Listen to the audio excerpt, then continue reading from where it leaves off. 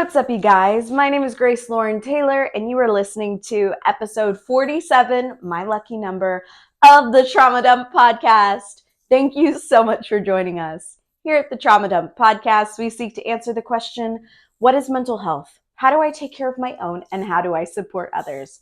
This week, we will be discussing the topic of men who dare to break cycles with our very, very special guest of the week, Johnny Cole. Be sure to go follow Johnny Cole on social media. His company is Hey Brother Co. So it's Hey Brother Co. on all forms of social media, or you can follow his personal at Hey Brother Johnny. And just a quick disclaimer before we start, I am not a licensed health professional. This podcast only seeks to create community and further understanding of these topics that are so often overlooked and extremely misunderstood. If you or a loved one are in need of medical professional help, we have links in our description. The topics discussed here are for a mature audience, so viewer discretion is always advised.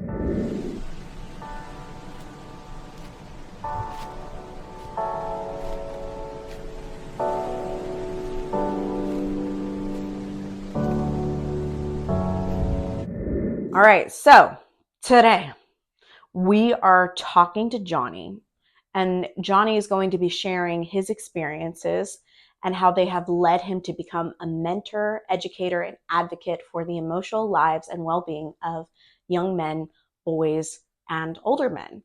And we're going to be talking about how can men change their outcomes in society as a whole. How can they deconstruct from patriarchy and deconstruct from the systems that are meant to oppress them, right?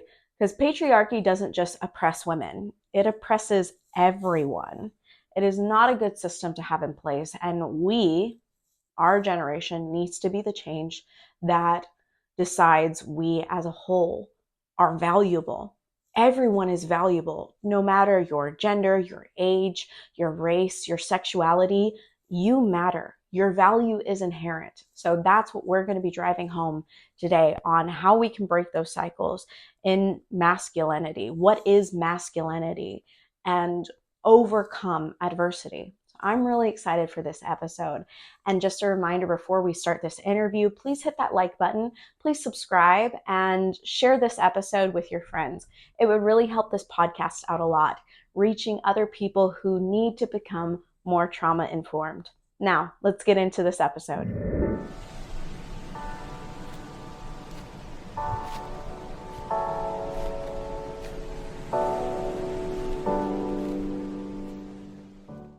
Hello, Johnny. How are you doing today? I'm doing really well, Grace. How are you? I'm a vibe. I'm chilling. I'm here. Good. I'm here. I'm queer. I'm present. Yeah, I'm here for that. Hell yeah. So introduce yourself to the class. Who are you? How do we know each other? Let's talk about Abs- it. yeah, absolutely. Hey, Trauma Dump podcast listeners, my name is Johnny Cole. I am the founder of Hey Brother Co., which is a men's work organization. I'm an educator and men's work practitioner. Men's work refers to any organized effort for men and boys to learn emotional skills and unlearn patriarchal values that we have been indoctrinated into to become more authentic, embodied, engaged members of our communities, our families, and in relationship with ourselves. So that's kind of a summary of what I do. And Grace reached out to me after she saw one of my TikTok videos, and we established a connection on social media. I listened to a couple episodes of the Trauma Dump podcast, and she was gracious enough to ask me to be on as a guest. So I'm really, really excited. Hell yeah, dude. Hell yeah, dude. Yeah. Oh, it's so exciting. It's so exciting to get to know you. I mean, we follow each other. So now you pop up on my For You feed. I'm like, it's Johnny. Vibes. Oh, so exciting. So today we're talking about how can men break cycles or men who dare to break cycles. And I want to unpack that in a second, but we first need to give that little disclaimer. I am not a licensed health professional. We're just talking like in community with one another to discuss how we're feeling. None of this should be taken as medical advice. If you need, medical advice, please seek out counsel. We have Some links in our description where you can get 2 free weeks with BetterHelp. I am not sponsored. I give my free week because I have a therapist through BetterHelp. So I give my free week to anybody who needs it. So if you guys want to seek that out, please do. And before we discuss what we're going through, your pronouns are he, him, yeah? Yeah, I use he, they as well. He, So they. Yay, another they, them. thank Oh, you it's for asking. exciting. Oh, yay. Okay. And you're comfortable with discussing your personal experiences? I sure am. Oh, so exciting. Making sure that I'm not crossing any of your boundaries and respecting your personal experiences. Please feel free to interrupt me at any time. And please feel free to tell me, shut up, Grace, chill. Sometimes I do chat a little too much, and sometimes I need to be more mindful and listen more.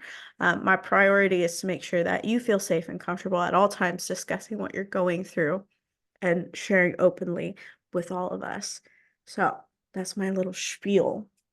Thank you so much. I appreciate it. You make a very intentional, comfortable space. And your pronouns you said are you're using they or you also she? Yes, they, them. I prefer They, they, them. them. Cool. I'm trying to migrate away from all she, her pronouns because I just want to be an entity. I hear you. Absolutely. Cool. Thanks for sharing. Yeah, thank you for telling me as well. So, my first ever question to you would be, why do you think women are more associated with advocating for mental health than men are? Um, I think that there is a perception in society today that acknowledging you struggle with your mental health is a sign of weakness, or disclosing that you are struggling in some capacity is very vulnerable, and vulnerability is weakness, or coded as feminine. And women are allowed to be vulnerable or allowed to be weak, whereas men are believe that we cannot, and we have patriarchal rules that are enforced, and we police one another and how we can behave. So I think there luckily is a growing movement of men who are mental health advocates, and there are more mental health counselors and psychologists that are men, but at present it's only about 25% of mental health professionals are men. So we're not just underrepresented in advocacy, but also in the actual practice of mental health care. So yeah, I would say that I think for women, there's just a standard where addressing your health needs is deemed as more of a priority, and men have this tough it out culture. We're told from boyhood to rub dirt in it, to man up, to not be a girl, don't be a woman, don't be XYZ, all these other things that happen. And so from boyhood, if the message that we're constantly being fed is steel yourself against any inkling of weakness or vulnerability or asking for help, then when you are struggling with something, you've got years and years of programming that prevent you from thinking it's acceptable to ask for assistance, ask for support. So I just don't think that that's as present in both women and queer spaces as well. There is much more of a sense of supportive community, being able to lean on one another. So that's why I tend to think that there are more women and queer folk that are vocal in the mental health space. Hmm. That's a really good thing to point out is, you know, queer people, because I am also part of the queer community, um, are a lot more community, they have that togetherness mindset because from my own experience, a lot of queer people have been very us and them, very isolated, very outcast. And so they created, chosen family.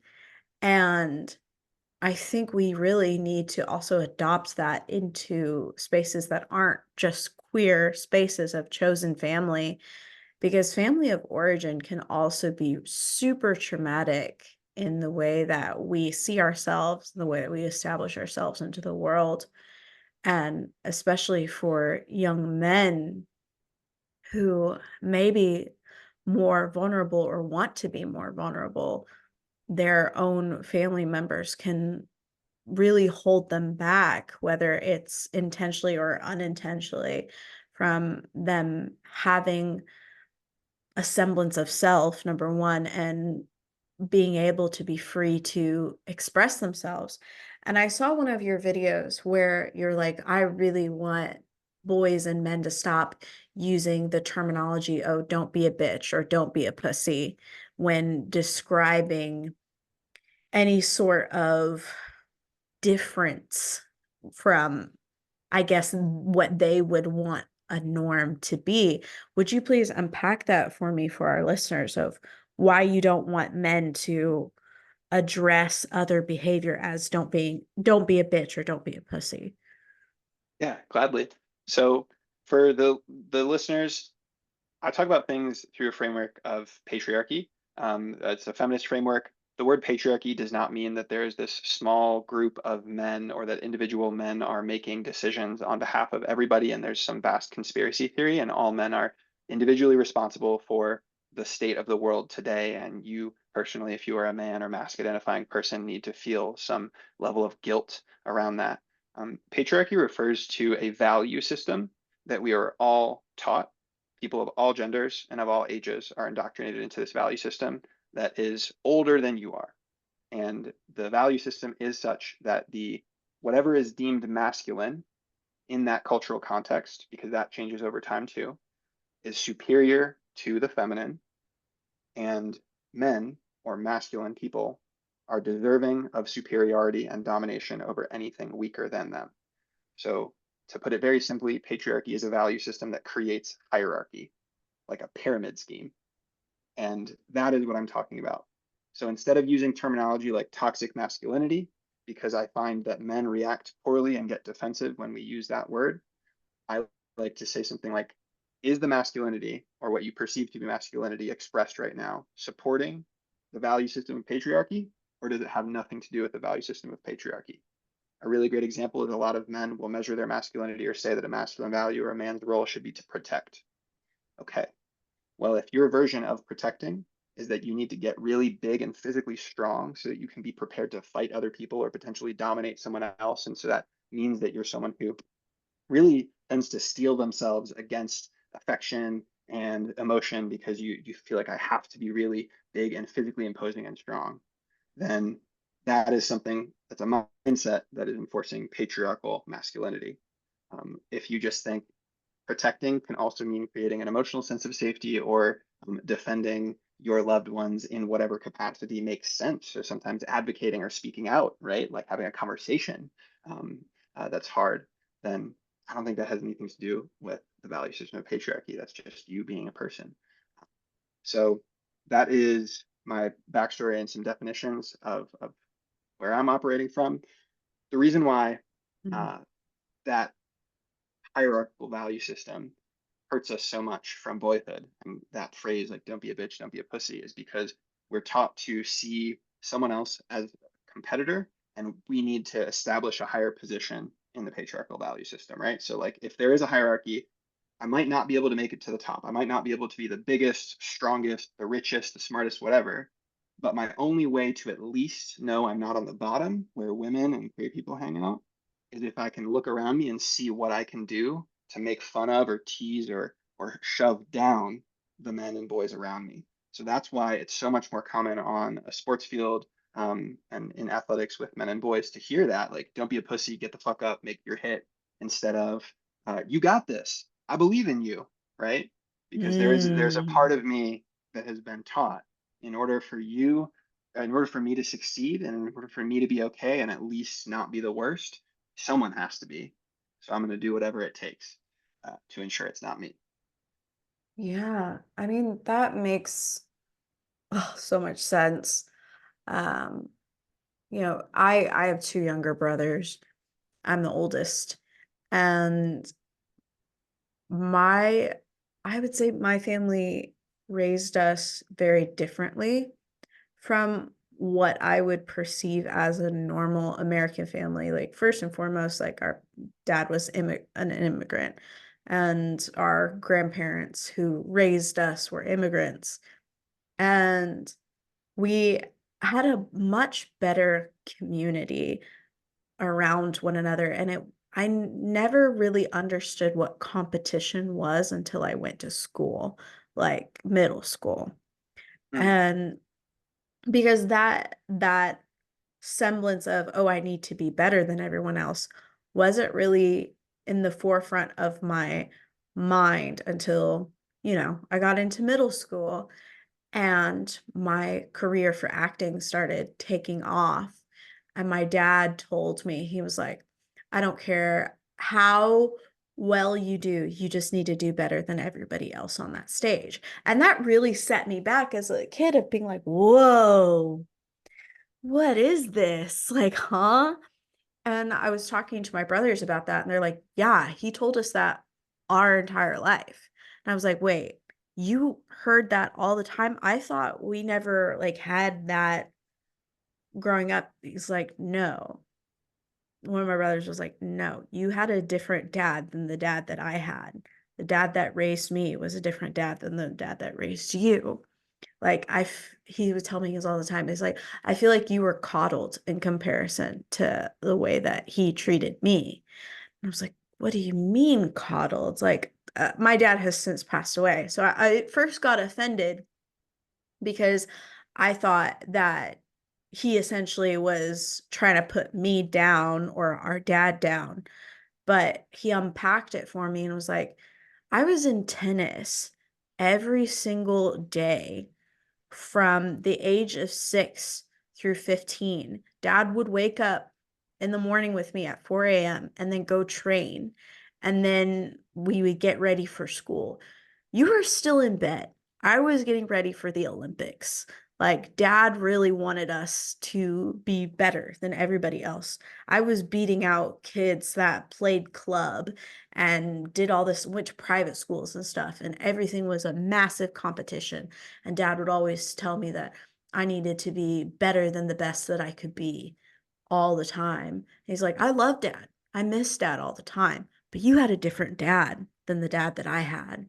And you maybe got like a taste of that dad that I had just from, you know, theater.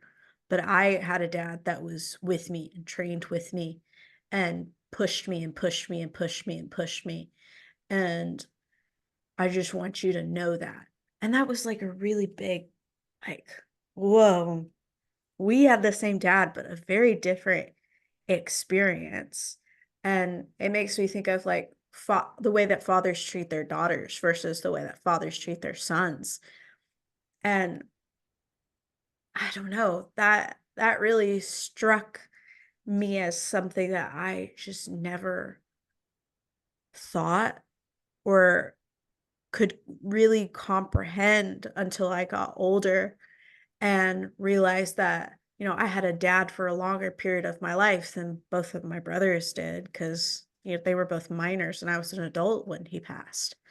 And so that's also another aspect of I was more raised by my dad than they ever got the privilege of being raised by that. I also got to see softer sides of my dad that they never got to see. And I think that's really interesting. My dad was also very soft with them too. Like the last pictures of our dad is him cuddling my brothers. He would like lay down with them and hold them all the time. The last Oh, picture of my youngest brother, which he was 15 when our dad got in an accident, was my dad sitting on the couch and my little brother, who's a lanky teenager, just curled up in a ball on my dad's chest as my dad is holding him while they're watching TV. Like they got a soft dad in comparison to a lot of dads, but it was just really interesting to, I didn't witness that competitive version of my dad of always pushing my brothers to do better.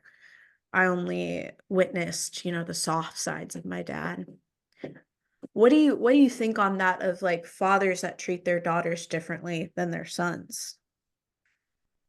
well, thank you so much for sharing that. I'm very sorry for the loss of your father and the grief of a parent who has passed.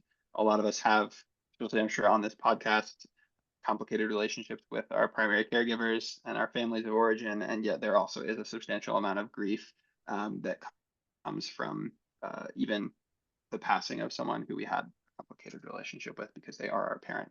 We do have a connection with them. So thank you for sharing that. And I I don't I'm not surprised by your experience in having those conversations with your brothers and realizing there was a difference in how your father treated you versus them.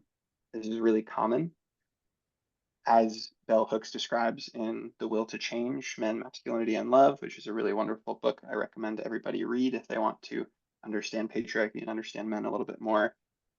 She talks about that being a pretty early revelatory experience for her, is just noticing the differences in childhood between how her dad encouraged fierceness, competition, assertiveness, and certain qualities that we associate with masculinity in his son, her brother, versus not letting her play marbles, not letting her play certain games or participate in certain things because she was a girl, and then also understanding that daddy's girl concept is alive and well. Fathers are permitted to be more loving and affectionate and have that side of themselves more with their daughters than with their sons, because sons are seen as recruits in a system that needs to toughen them up so that they can perform and enforce the same values of that system.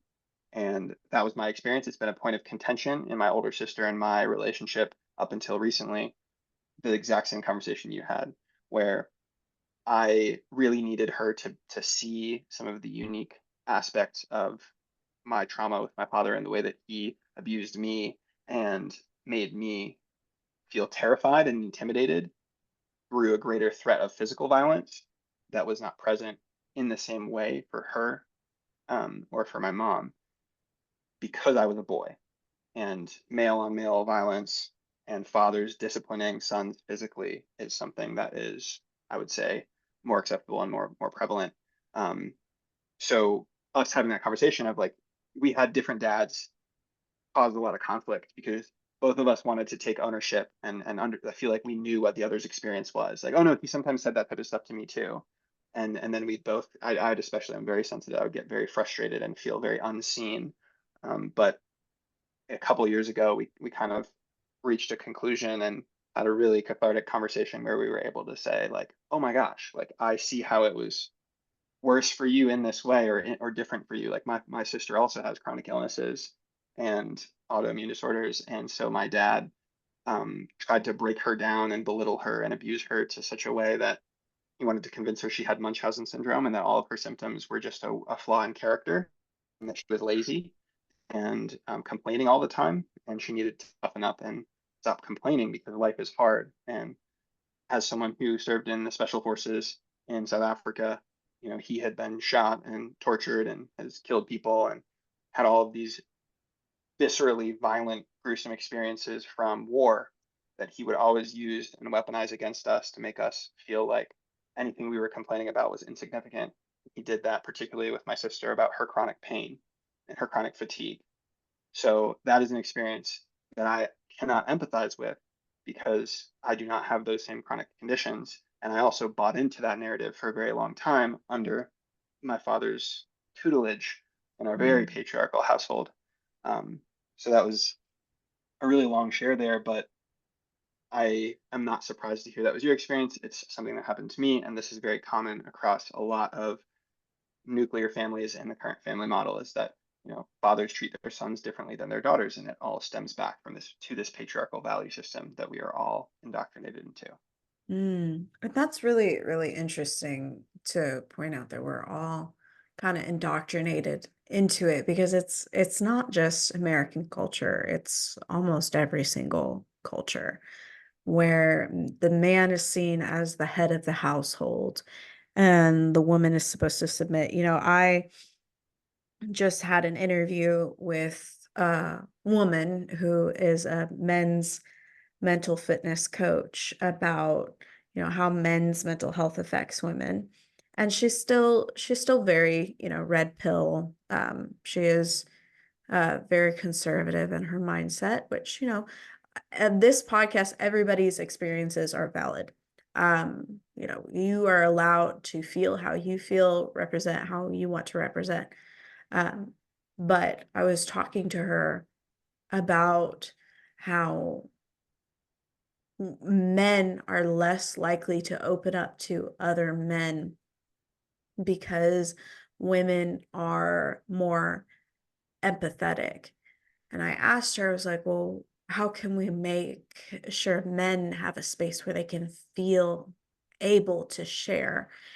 And she wasn't really able to answer that question. So I'm going to pose it to you of how can we create a space where men feel more able to share and have community with other men. Great question. Uh, I think my answer is the process of men's work, which is one of the things that I do and am really passionate about, right? So leading men's groups and having spaces for men and mask identifying folk to get together and share, but also learn from one another.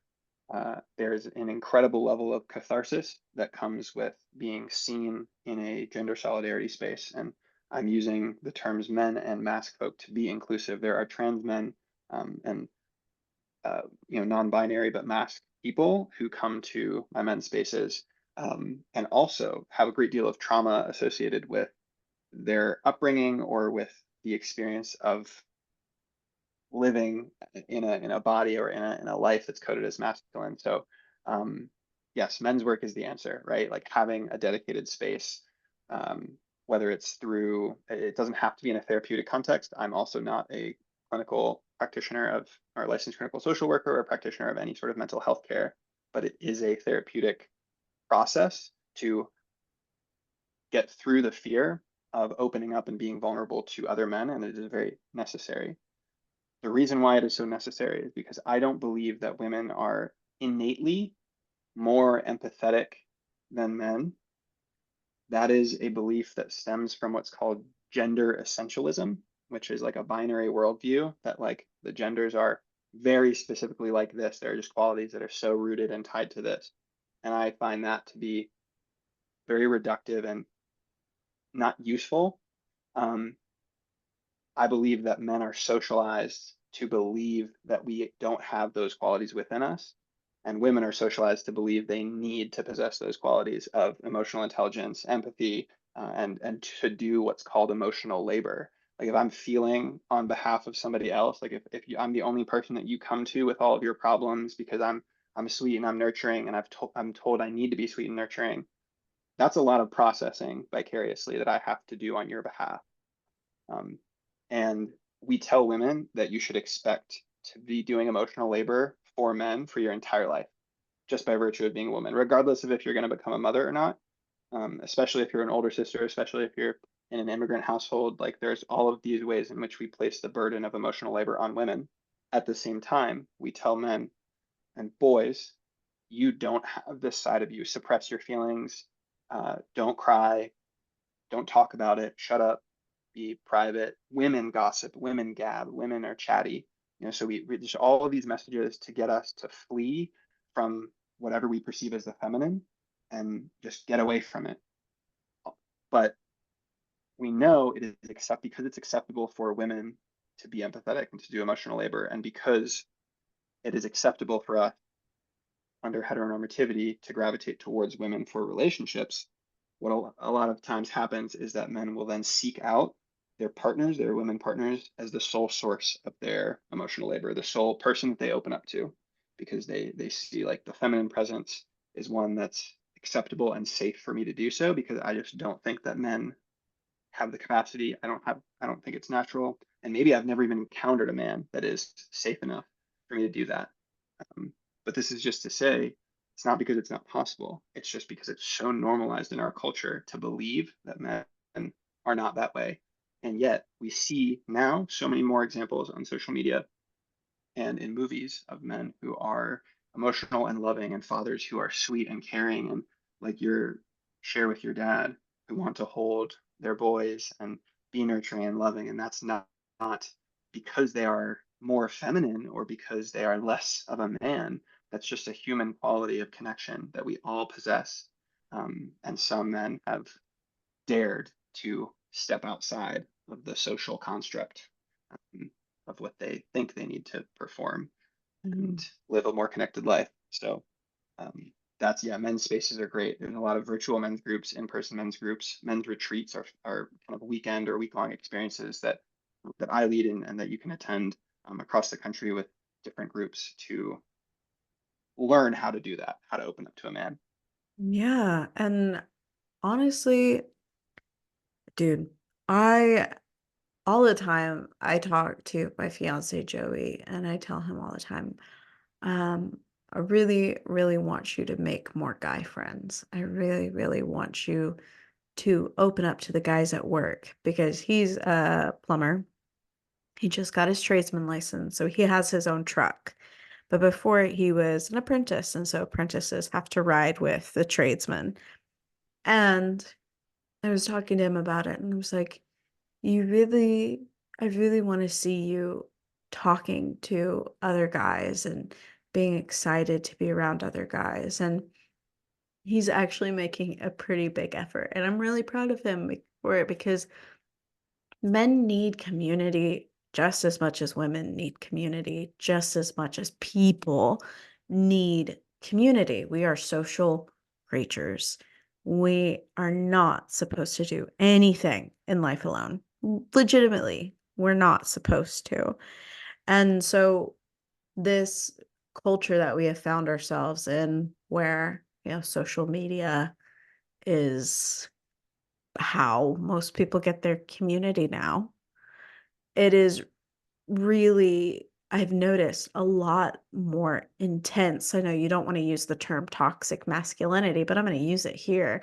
I've Go for it. noticed an upsurge in young men from 14 to 25 of having these horrendous ideas about women, and I think it started surging with Andrew Tate, and I don't know if you know this streaming platform, it's called Kick, and these dude, look it up. These young boys, teenagers will stream going on Omegle and sexually harassing girls and, like, will go viral doing these things and say horrible things to these women of, like, essentially rape, like, talking about these things. And it's worrisome. It's really worrisome because they think it's a joke and they think talking about, women's bodies and this way or that way is a way for them to bond with one another. And it's super uncomfortable. And I want to ask you of how do you approach young men that see women as, essentially a means to an end? How do you approach these young men and try to steer them in the opposite direction? Yeah, that's a great question. So, your anecdotal, your observations from your personal life are not anecdotal. They are trends that are consistent with all of the recent research and data from both the American Institute of Boys and Men, the Equimundo has a State of American Men 2023 report and another State of American Boys 2023 report. There are a variety of other organizations in Australia, nonprofit called the Man Cave, that are leading programs for high school boys and doing studies across Australia and the UK. So globally, we are seeing that young men are becoming more and more conservative and more entrenched in what we can call traditional ideals, but we know those to be patriarchal ideals. And they are becoming susceptible to indoctrination under the likes of Andrew Tate, Jordan Peterson, the Fresh and Fit podcast, other members of the manosphere, which refers to a subset of internet content that is a vacuum and an echo chamber of these sorts of misogynistic attitudes and almost like angry. It's a, it's a it's a space for men who feel incredibly hurt and who feel angry and outraged and um, indignant about the state of the world and about their own lives to mire in that together. That is what I consider the manosphere to be. But it's also content that is marketed as self-improvement and self-development with a specific end in mind, which is to fit a model of manhood and a model of masculinity that looks a very specific way and is incredibly patriarchal and rooted in patriarchy. It looks like material success and wealth, the Lamborghinis like Andrew Tate has, very specific type of body, physical fitness, but to make your body look a certain way, to be big and strong, and yeah, to make a lot of money and to have lots of sex with women and to disregard them and only pursue uh, them for sexual gratification until such time as you find a pure woman,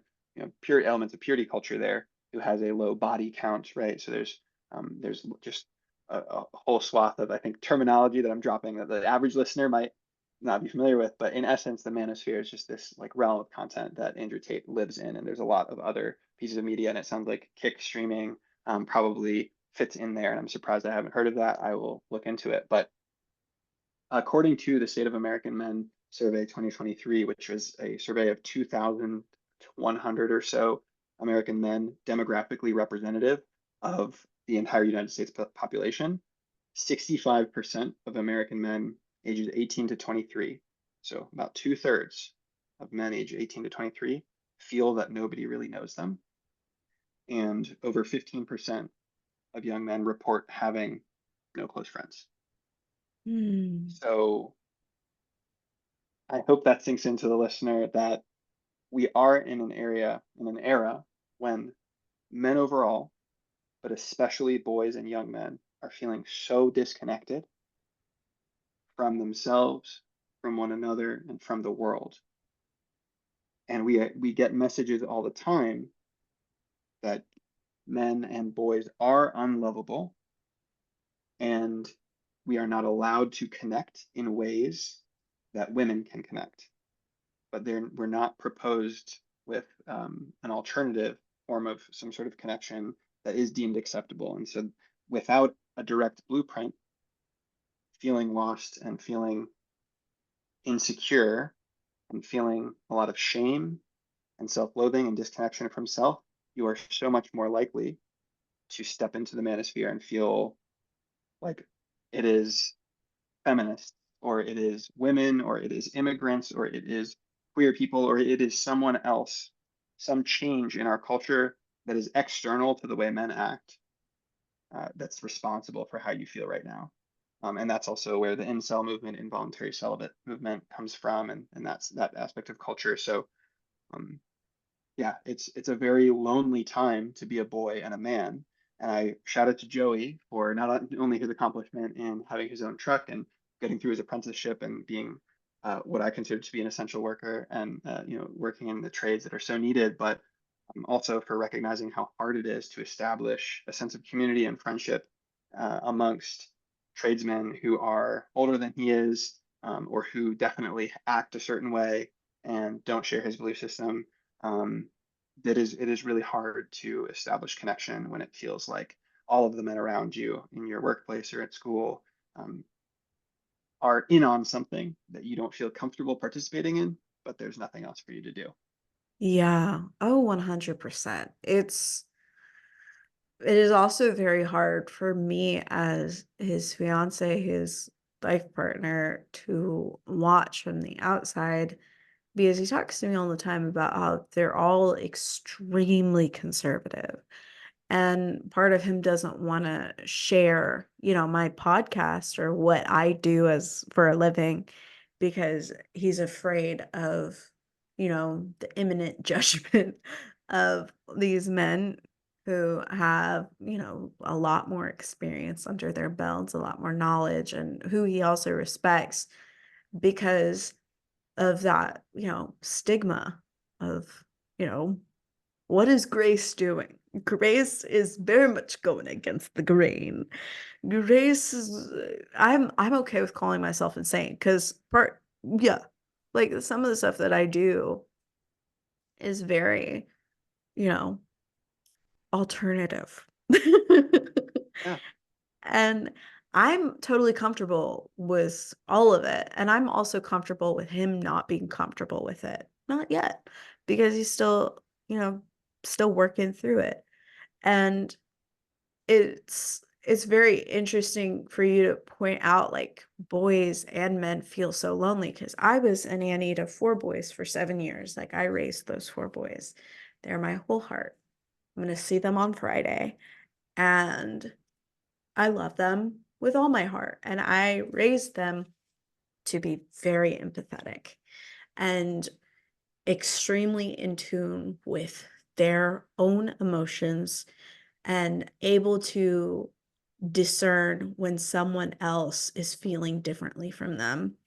And I'm so proud of them. I'm so proud of them. The oldest one, which I started being his nanny when he was 7, and now he's 16 and he's driving. Oh my God. Um, but I text him occasionally and I have him on Snapchat, and you know, he's like another little brother essentially.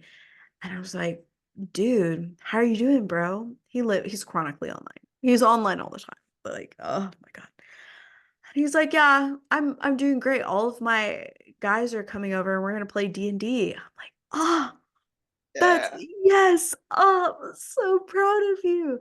He's like, yeah, I finally convinced them to all hang out with me in person. I'm like, ah, it's amazing. it's so exciting. And then Yeah, the other day he was over at a friend's house and I was looking at him on the map and I'm like, "You're not at home?" Ah! yeah, I was just like so excited, and he put on his story like a bunch of candy, and their mom is very much against like any processed food. I'm not kidding. It's just so intense. And I was like, "Dude, you're living it up. Look at all that processed food, my guy." And yeah. he's like, "Yeah, I'm bonding with the boys over all of the chemicals." Heck yeah. Okay. So proud of you.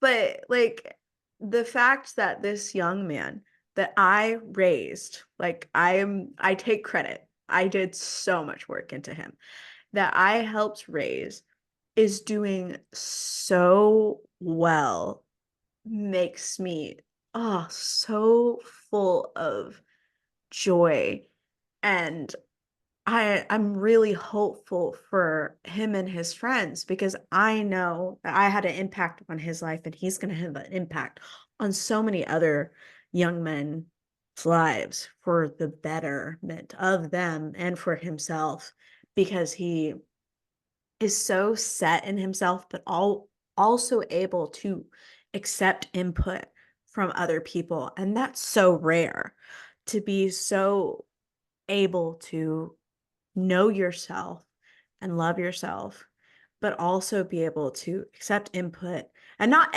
negative ones, but like positive input from his friends. Oh, I'm so proud of him. Oh my God, I'm so proud. Yeah, that's amazing. I hope that you're also proud of yourself.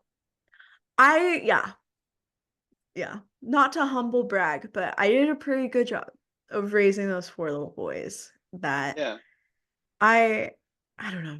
I just treated them how I wished my brothers were treated, honestly, my brothers and my male cousins. I have more male cousins than female cousins. There's more Taylor boys than there are Taylor girls. But something that I really want to touch on is like men are not usually able to freely express emotions except for anger and betrayal and resentment and bitterness. And I wanted that, which those are all, I'm just going to say this, all emotions on the emotion wheel are neither negative or positive. They just are. And so that was Mhm. something that I really ingrained in the boys that I raised, were that there is no negative emotion. There's just negative reaction. There's no negative emotion. There's just a negative outcome from said emotion. So I'm like, you can be angry. You can have so much anger. If you don't allow yourself to feel that anger, or if you lash out on that anger, there can be negative consequences. So something that really happens when you're raising 4 boys all at once is they're gonna fight. It just is. You're human, you're gonna fight. And so something that I was really appreciative of myself and of their own parents was that when we are angry, we can feel that anger. But what we're not going to do is lay hands on one another. Absolutely not. If you feel like punching something, There's a punching bag. Let out that emotion, let out that anger, let out that cortisol, let out that adrenaline. Just not on another human being, not on an animal, not on anything like that. And we did that from when they were really little. So once they got older, I started to notice whenever they got angry with one another, they would tell each other, oh, it was so good. They would be like, I'm angry at you. I'm so mad at you. I need to take a break. And they would start setting these boundaries with one another. And I was just so overwhelmed and so overjoyed, which also looked really bad because I'm just like grinning ear to ear when they were angry at each other and expressing it. And one of the middle ones pointed out, he's like, why are you so smiley? I'm so mad at you right now. And I'm like, but you're telling me that you're mad. So that I'm just glad that you're telling me, bud. And he's like, oh, you're so annoying. I'm like, oh, thank you. Thank you for letting me know. I really appreciate it. Yeah.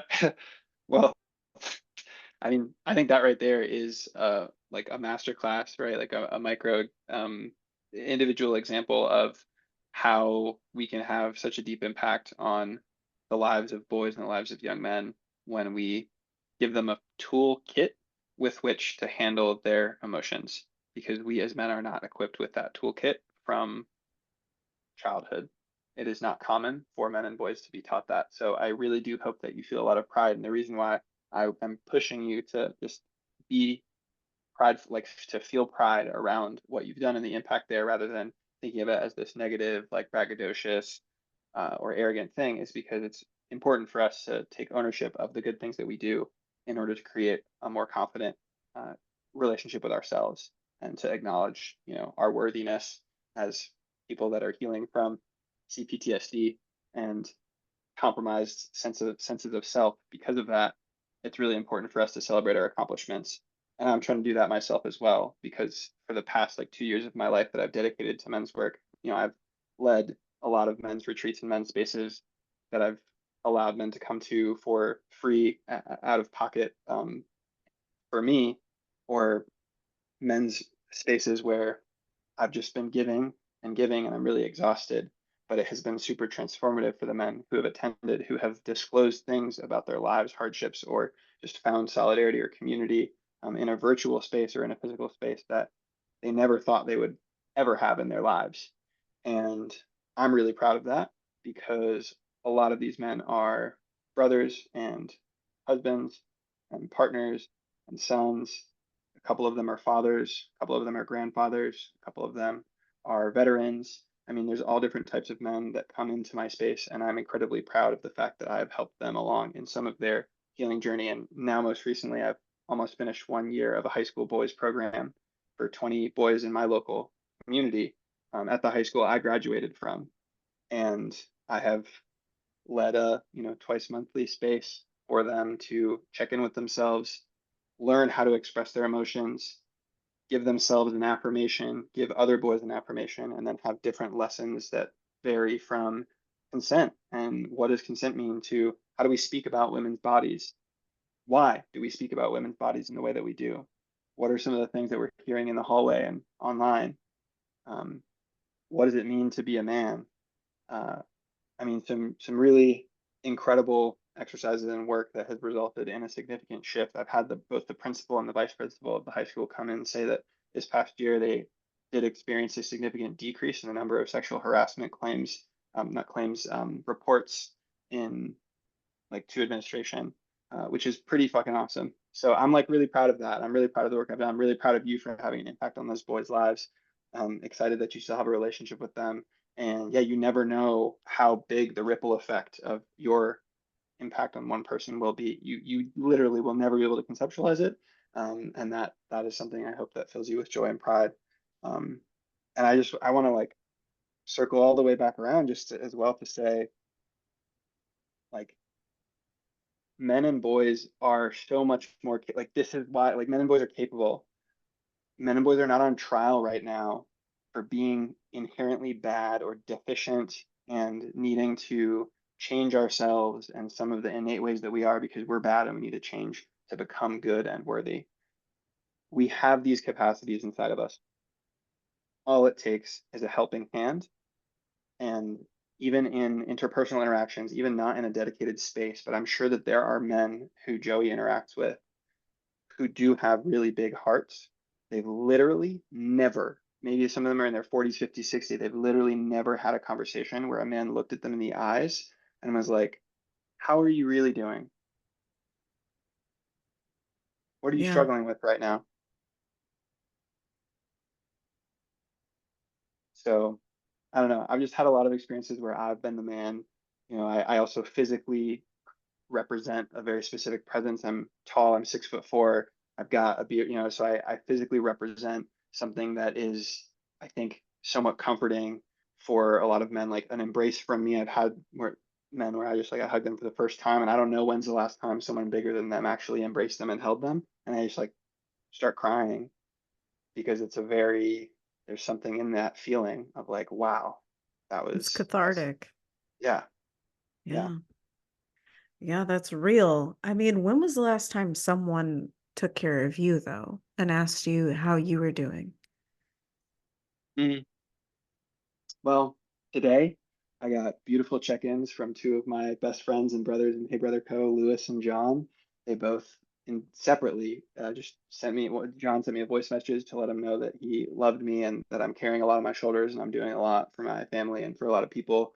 So he just says he respects me a lot and just sent me a really sweet message. And Lewis just texted me and said, "Hey man, how are you doing? Just checking in, mental health check." So that's more recent. And from like a physical in-person perspective, I've been working really hard over the past year to cultivate a closer relationship with both my mom and my sister. And I also mean that from like a physical affection standpoint. So I try to like cuddle and hug and just be closer and more loving with both my mom and my sister um, on a more regular basis. And so they are people who provide me with some of that affection. But it's been a hot minute since I've been like actual little spoon or for like for someone. But um, yeah, I'm feeling supported in a lot of different ways in my life. Yeah, I wish I could give you a hug. I've been told, like, since I was a very little kid, that I'm a very good hugger because I just genuinely, I am. And I love hugs. I feel like we don't give enough hugs at all. And something, I would say I was indoctrinated, but I was raised in a conservative Christian household where I was told from a very young age that I should never hug boys from the front because I have boobs and boys will get turned on by boobs.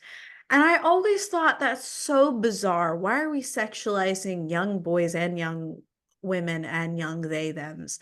Like, why are we sexualizing our bodies from the get-go? From the fucking get-go of being like an embrace is something sexual when it's just something that we need. Like to be able to co-regulate with one another is it's just touch is necessity. And I think that so many people associate touch with something sexual when it doesn't need to be number one. And most of the time it isn't. And I feel like a lot of young men are so touch starved. Do you agree with that? Yes, I do. I spoke about this on another podcast I was on a couple, like almost a year ago, about the difference between like sexual touch and platonic touch and our need for physical intimacy. And it relates back to what we were talking about. I think men also believe that it's only acceptable to get physical intimacy from women under heteronormativity. So if you stop getting hugs and cuddles from your mom or your sister when you're single digits, if you're straight, the next time you're going to have regular access to physical contact is when you start dating and becoming sexually active. So there's a large swath of adolescence and teenage years for some boys where they literally don't regularly get like touched and like hugged, which is a fundamental human need. We do need our nervous systems need that co-regulation. And so then when they finally start dating and become like they're so starved for it that and then they're only going to look for it. We are only going to look for it from a sexual lens. And I think this also leads to a lot of like erectile dysfunction where men do get aroused, their bodies react a certain way when they are being hugged or when someone is crying, like their partner's crying into them and they'll be like, I don't know why I'm feeling aroused right now. I know this is not the right setting. That's also another form of erectile dysfunction. And it's like, dude, it's because you only associate like touching with that because you haven't yet practiced and normalized platonic physical touching, and you've been deprived of that. It's not just your fault. There's nothing wrong with it. Like, it's like you don't have a culture that provided that for you or thought that was acceptable. Mm. So yeah, I totally agree with that, and see that in a lot of, and that's one of the exercises that we do on men's retreats and in my high school boys program is, with everyone's consent to participate and understanding that they have full agency and bodily autonomy. Um, we practice eye contact, like sustained eye contact, and we practice back to back syncing up our breathing to co-regulate. And after we've done something like that, and we start to get a little bit more comfortable with just being close to one another or making contact, then we do some sustained hugging. I'm like, all right, give someone an embrace. I'm going to set a timer for 30 seconds. How does that feel? And it's remarkable how everyone comes out of it, like giggling and smiling, and like it felt really weird at first, but as the seconds drew on, they feel happier, they feel more overjoyed, and it has a positive impact, because human beings need physical touch. It's so true. It's so true. And I just texted Joey to ask for his consent to share a story that I related to. So I'm going to wait till he answers Yeah. for that. But, you know, touch is really integral to us as human beings. And, I also bring it back to the little boys that I raised. I'd hug them all the time. Those are my dudes. Like, they're my little dudes. I love them so much. When I see them on Friday, yeah, we're getting hugs. They would hug me all the time just cuz they needed it. And I'm also very proud of myself for that because even as they were getting older, I never stopped hugging them. I never stopped making sure that they felt okay. Like, the middle one, so the second oldest, he has a lot of emotional dysregulation issues that are not related to the way he was raised. They're mental issues. And a lot of the times it was very hard for him to regulate himself because you know, when you're raised in a dynamic where you're the older brother, sometimes younger siblings will get away with things that they shouldn't. And I was always someone that treated all of them fairly. And I will say that there were times where their parents babied the younger two, and I never did. And so he really connected with me on that of me saying, "Hey, I see you. I see what's going on. I know that the youngest one punched you straight up in the nose, and I know that made you angry, and I know that you hit him back. And I know that you having the same forceful anger caused him a little bit more harm than he caused you. I understand what you're going through. I understand how angry you are. I understand that it felt justified for you to retaliate in the way that you did. Let's just sit with that for a minute." And once he was able to sit with that, and I was like, okay, moving forward, I know it's so shitty. Like, I was the oldest sibling. I know it's so shitty to be told all the time that you're older, that you need to be better, and you need to be the example for your younger sibling. I know that's so shitty.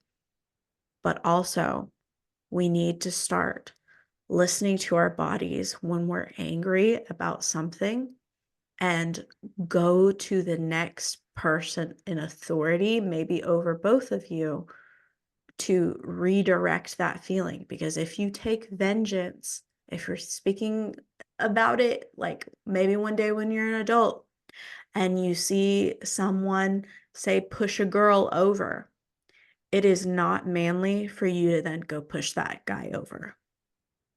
It is not justified.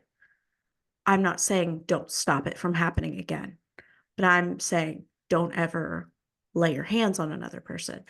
And he was like, that makes sense. I was like, yeah, because even if you are defending someone else, legally speaking, you can get in a lot of trouble and that person could sue you.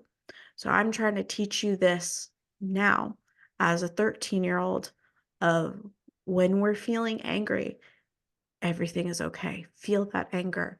You are allowed to feel it, but do not take it into your own hands. Get someone else who can stand up for you and who can be an impartial party in this. So what do you think that is? And he was like, the police. I'm like, yeah, the police. If something is wrong, we call 911. Else do you think that is, like, maybe in this family setting? He's like, you, like, yeah, me, good option. Who else? Mom or dad? Yeah, good option. Who else? Older brother? Yeah. Get someone else involved, because if you're taking it into your own hands, you can get yourself in a lot of trouble, and your idea of justice may not be correct. And he thought about that a lot, and he started to adapt really quickly to whenever his little brother was pissing him off and trying to get a rise out of him, to separate himself from that before it escalated. And I'm very proud of him. And when it did eventually escalate, he was very good about not yelling or getting angry or getting me over. He would go walk up to me very calm and collected, be like, I need you to solve this for me. I'm like, hell yeah, dude. I'll solve it. I'll solve it. And his little brother would then get frustrated, be like, why do you always got to bring Grace into everything? Why can't we just solve it together? And he's like, well, Grace is an impartial party. She's going to hear both of our sides out. And you're just mad because you're going to lose. Yeah. Oh man. Jeez, like, You're just mad wow. because you're going to lose. Yeah. Um, I love that message, and that is that thought complete, or is that Yeah, still? that's my thought. Yeah, I love that message for, for young boys. I also feel though, so like in addition to that, um, I think a good example of stepping up and stepping in is being an active bystander. So if you see a boy pushing a girl down in the playground, instead of pushing him down, being a boy who yells, "We don't push people. That's not nice. Why are you doing that? That's not how you treat other people. Are you okay?" Like, or being an adult man who hears other men say a joke, like, don't believe anything this bitch has to say. She's ran through. She's got a bunch of daddy issues. Yo, dude, that when you say something like that, it makes me feel really uncomfortable. I think that's kind of misogynistic. Why would you think about women in that way? Mm. Haven't you, like, what's your relationship like with your father? You know? So I'm using these examples because what we need right now critically, from men and boys, is men and boys who are willing to break cycles and set a precedent of emotional leadership and be active bystanders. So many men and boys have a hero fantasy of themselves, and they believe that the hero fantasy is how they are going to eventually intervene and like do good. And I use an example in a video on TikTok about Nate Jacobs from Euphoria, if you're familiar with that show. Yes. Oh my The God. premise, yeah, so that, he finds out that his girlfriend, slept with somebody else. She lies to him and deceives him and say that it was, either non-consensual, in order to get a reaction from him, or she just says that it was a college guy, right? And this is a show about high schoolers, so it would have been, um, statutory rape in this case. And so Nate goes and gets a gun, and he finds this guy's house, and he breaks in and he assaults him and he almost kills him. And we can view this as an example of retribution, retributive justice, and vigilante justice, right? He went out and solved the problem. So a lot of boys and men are thinking like, I'm going to be Batman, or I'm going to be Nate Jacobs. I'm going to either be there while something's happening to a woman I care about, and I'll be able to like jump out and like intervene, or like if a guy jumps out from behind the bushes, I'll get him, and then no bad thing will happen, and I'll have stopped it. And like, I'm just waiting for that moment. Like, I'm not a rapist. I'm a good guy, and I can tell I'm a good guy because I'm waiting for my moment to jump out and fight the bad guy, and that's how I'll know. Or, um, I find out something bad has happened to someone I love, and I'm gonna go and track down who did it and enact swift vengeance on them. And Mm. that's how I'm gonna be a good guy and not a bad guy. Is I'm gonna make the bad guys suffer. Uh, so that is a very unrealistic, unreasonable way to view a lot of the things that we're all experiencing in this life, especially women and girls, but also other men and boys. Like it's a lot of just take sexual assault, for example. A lot of sexual assault, a lot of domestic violence is happening behind closed doors with someone that the survivor knows. You are not going to be around to intervene. If you are, be an active bystander and take an approach where you can protect in whatever way is safe and effective for all involved and does not involve an excessive amount of physical violence or cruelty. However, what is happening more frequently in all of our social spaces, in academic spaces, in workspaces, in like everywhere, is that the way that men and boys interact with one another when we are just alone with one another, the things that we talk about and the creates a social contract that makes it acceptable to be shitty to people. Like that's it. Like the way that we talk to one another creates an understanding that it's okay if you do bad things. I don't care. I'm not going to hold you accountable. A Mm. lot a lot of men have homies that have um, done something that could be considered assault or harassment, and they've never had a conversation with their friend about that ever. Dude, oh, I have to say something on that because so when I was in college, Texas Tech University, I'm a bisexual person and I was dating a girl at the time. And one of my guy friends just like integrated me into his group of guys that he knew because he's like, oh, Grace dates girls, so Grace is one of the boys, essentially. And which I was like, okay. Okay, I'll be one of the boys for a little bit. I never felt fully comfortable, but I figured out why I never felt fully comfortable later. But essentially, um, these guys would have like really bad behavior all the time. And not my friend at first, but the men that he started surrounding himself with, I really didn't gel with. I really didn't appreciate the way that they talked about women. And I really didn't appreciate the comments that they would make towards me whenever I was in shows. Because I dressed, I would say, pretty modestly, like on average, just myself, a t-shirt, some jeans. I never really wore, you know, revealing clothes because I didn't feel comfortable, right? And in one of my shows, I had a very low cut dress, like very flowy, very low cut. And I also had it's a push-up bra. I don't wear bras on average, but like I had a push-up bra. So my boobies were up and out and present. And one of the guys in this guy's friends group is like, hey, why don't you wear more clothes like that? You would totally get so many more people to date you if you dress more like that. And I was like, what do you mean? And he's like, well, your tits looked great. So why don't you wear stuff with your tits out? You have great tits. I'm like, sir, sir, mm-mm. I didn't appreciate it. So literally from that moment, I never spent time with these guys' friends ever again. Ever didn't associate. I was like, I don't feel safe. Goodbye. Goodbye. No, no, no. I'm not a person to you. Goodbye. And I didn't reconnect with this guy. We more like talked every so often, and he watched one of my podcast episodes about sexual assault, which was one of the first episodes I did, was episode 6. And he told me, the guy that I thought was my friend, straight up, that the girl that was talking about the sexual assault had not been sexually assaulted. Because essentially what happened to her was that she was dating a guy and he was being too rough with her in bed, and she told him to stop. And so he stopped for a moment and he coerced her into keep going.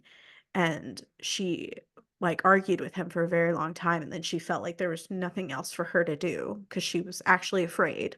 And she said she was afraid to him and on the podcast that she was afraid. And she let him, essentially finish up what he was doing. And she started crying about it, how that's sexual assault. That's rape. That's a real thing. And this guy who I thought was my friend said it wasn't rape. And I'm like, yes, it is. Yes, it is. And he started getting offended and be like, well, like, then what would you do to that man? And I said, he would get arrested. I would, if I was her, I would do everything in my capabilities to put him in jail. And then he said, and I quote, then you'd put all of men in jail. And I was like, oh my God. So what does that say about that man's relationship with sexual intimacy for his whole life, right?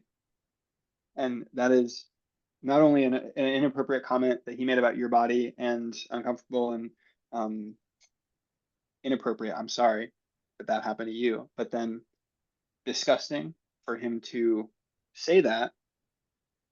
On the one side, there's anger and irritation and that comes up around that and some disgust. And yet there's also a great degree of compassion and sorrow and grief that comes out in realizing, that's an adult human being who literally has not had like loving, consensual, enthusiastic, safe physical intimacy and sexual intimacy because their Mhm. working definition and their understanding of what all sex should look like is one that is not based around it consent. Consent is informed, consent is enthusiastic and freely given. It is ongoing, it is reversible at any time. Consent is something that is not based around a unequal power dynamic. Um, and it is essential, not just in sex, but in all aspects of relationships. And it's clear and it's sober and it's coherent, right? So in that situation, if someone is violating a boundary, if you've crossed a line, or if you just aren't in it anymore, if you're too tired, you get a leg cramp, or if anything happens while a sexual activity is ongoing, even if you have consented to it to begin, you're allowed to tap out. And pleading and begging in order to get you to relent is not consensual. It is rape. It is coerced. And when we try to ask people, like, how do you feel if someone says, "Oh, we're going out on Friday night. I guess you can come," or whatever. Or, "Can I come with you guys?" "Mm,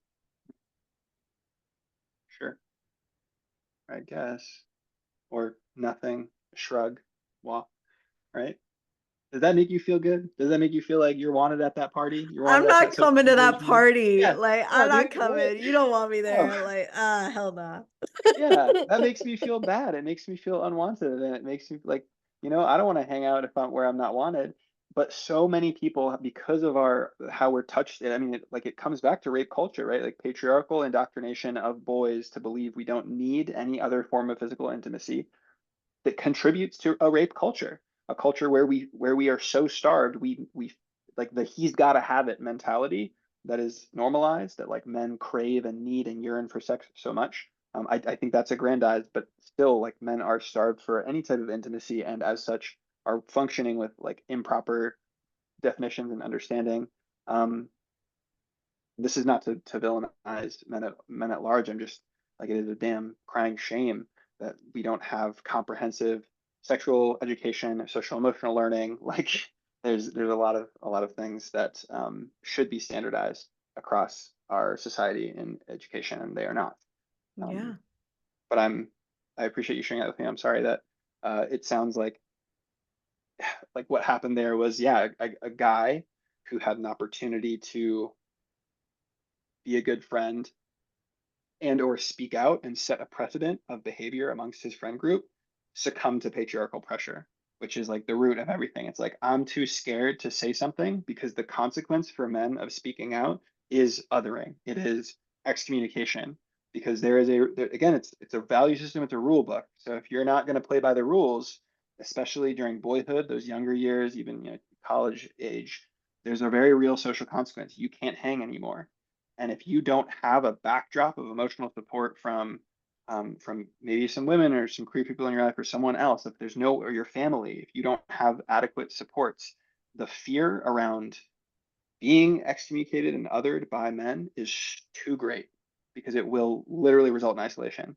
Even though when I'm socializing, I'm not actually being seen, affirmed, getting my needs met, I'm not feeling genuinely connected, at least I'm around people. So you think I'm going to do something to speak out against those guys and get them to not want to be around me anymore? Heck no, I don't want to be even more lonely. We've just seen the stats on male loneliness. Men are feeling so lonely. And the men who hang out with other men a lot of times still feel a degree, like a large degree of loneliness, because it's not necessarily emotional connection. But those are the rules of the patriarchy. So I'll conclude by saying what we urgently need are men who can recognize that there is a social cost and also rise above, break some cycles, and set a precedent of emotional leadership. Be an active bystander and also invite other men into conversation. Don't think about calling men out or being like intervening and I don't know, being aggressive, or there are so many nuanced ways in which you can use your privilege as a man to invite conversation, and you will find a lot of men will have more respect for you when you come to them with an invitation to discussion and an understanding of where they might be coming from. And that is something I've learned in my men's work practice and learned through my young adulthood. I used to be so terrified of having conversations with men. I still am, and sometimes terrified of judgment. But I receive so much positive responses now as a young adult when I move through the world, and I have a positive impact on men because I am willing to have hard conversations, or I'm willing to just open up about myself, and that tells other men that it's okay. Like, here's how far I'm willing to go, or here's what I'm willing to share and disclose. So this is what you can do now too in this space I've created. And that's what I mean by a precedent of emotional leadership. Yeah. And Joey finally texted me back. He's like, I give consent for you to share this story. So Love it. when Joey and I first started dating, we actually met on Tinder. And, Tinder is a hookup website. Let's just be honest with ourselves. Tinder is for hookups. I had just moved back to Dallas from Lubbock because my dad had just died, and I put on my Tinder bio that I was very isolated and extremely lonely, and the truth that my mother had stolen my car keys, so I had no way to escape my house, and I desperately wanted to get out, which is true. My mother did steal my car keys, my social security card, my birth certificate, and my driver's license. I could not leave the house. I was legitimately trapped. And so he super liked me, which is hilarious. I love that about him. He super liked me. And then his first chat to me, which I have it screenshotted of like, I think I'm gonna pull it up. Roommate. Okay, here's what he said. I have my own apartment and a roommate who's never around and a functional car. Want to get some coffee sometime and see if we vibe? And I said, yes, please. And then he said, dope. What part of town do you live in? Also, if you want to message me over text or my Snap. And then he sent his text to Snap. So I loved his profile because it was the dorkiest shit I'd ever seen in my entire life. It was a couple pictures of him, but the rest of it was all memes. And I was like, that is the way to my heart, memes. And so, we met and we hung out, and then we went back to his apartment and we were sitting on his couch. And so I inched over closer to him, and then I could tell that he wasn't feeling so comfortable. So I was like, oh, okay. So I inched back over. And then he was like, if you want to sit beside me, you can. I was like, okay, cool. And um something led to something else. And I was sitting beside him and I was holding his hand, and he said, I just want to let you know I don't feel comfortable with having sex. And I was like, that's okay. We don't need to have sex to be around each other. And he started to cry because he had never, had that type of, consent, number one, of not feeling coerced into having sexual relationships, because he had had several girlfriends that, essentially raped him, essentially wanted, just him for his body. And we had a deep conversation of, you know, I'm not going to do anything that you don't want to do first and foremost. And you and I don't need to have sex for me to want to be around you. And, eventually we did fall in love and all that goodness. Oh my God. But like a month or two into dating, we were talking, and he said another time, he was like, I don't feel comfortable with having sex right now. And I was like, okay, that's fine. And I didn't move away from him, but didn't like do anything. And he started crying again. And he was like, I'm not used to feeling respected. Which is just so sad. It made me so sad. It makes me so sad till still to this day. Uh, my poor, my poor man not having previous experiences of just being his bodily autonomy being respected. Like men go through that too, not just from other men, but from women as well. It is a predicament where you were talking about essentially young men like will only get intimacy from sexual experiences. And it's also, something that young women will subscribe to as well, of being like, oh, well, you only want me for my body. And, easiest way for me to get love is through physical intimacy. Or some women expect that the only way that they're going to get intimacy from their partners is through sex. And it makes me so sad. We really need to hug each other more and be there for each other more. And, you know, he and I have had like discussions of where like just because you have an erection doesn't mean that you're like aroused mentally. It can just be, your body doing a thing. But it's just all is happening. It doesn't mean that you want to have sex. Like for those of you guys listening, like sex needs to be consensual in all areas. And if you're ever feeling uncomfortable with any type of intimacy like that, you should express it. You should express it verbally, and you should feel comfortable and safe to have that conversation with your partner or partners. And if you're uncomfortable having those conversations, that should be something that you look into within your own time of, why do I not feel safe? Because it could be a number of things. It could be that person that you're with doesn't make you feel safe. It could be previous experiences don't make you feel safe, even if that person that you're with does make you feel safe. It could be that you are maybe like not ready, or it could be that this person is not your person. And I think a lot of women and femme presenting feel like their bodies are tools rather than their body is their home. Like their body is a tool to get a means to an end rather than their body is just their body. And I really, for a very long time, like before my relationship with Joey, really did feel that my body was a means to an end of me being able to get some semblance of connection from another person. Because once I got out of my family unit, which very hugging people, very loving people, I found that most people around me aren't like that.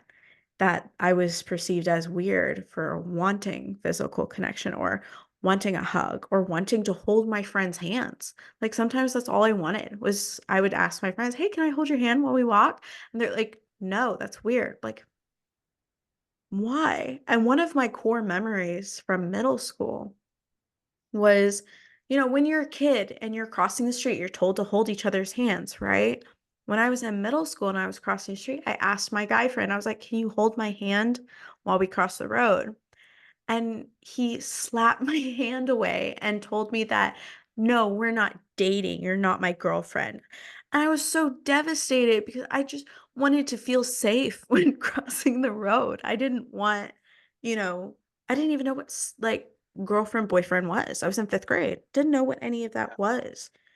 And I really hope for this, this generation and the generation coming after, that we feel more able to connect with one another physically that's outside of sex. Because I think that would be what really does start to change, you know, everything, and destigmatize a lot of mental health as well, is being able to physically connect with one another. And that cycle, the toxic cycle of, you know, I'm not interested in you, sexually, so I'm not going to touch you physically, sucks. That sucks. Yeah. That's so, oh, it's so sad. Mm. Well, thank you so much for sharing, and for Joey, if he listens to this episode, thank you for allowing the listeners to benefit from hearing your very painful experience and also that very intimate moment between you two. It's very beautiful. I resonate with him. I think a lot of men are going to hear that story from Joey's and say, like, oh my gosh, have I ever said no to sex? Like, have I ever felt safe enough and comfortable enough to say I wasn't in the mood? And so the way that this patriarchal value system teaches us about sex is that men have always got to have it. Men want sex. Men are very lustful and are always going to want it. And that's part of actually what it means to be a man. Part of your identity is wrapped up in how sexually promiscuous and how sexual you are. And for women, the only thing men want is sex.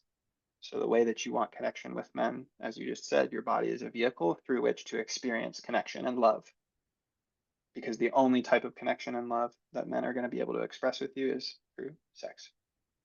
And then men are thinking, well, in these intimate moments, I can't even read my own body.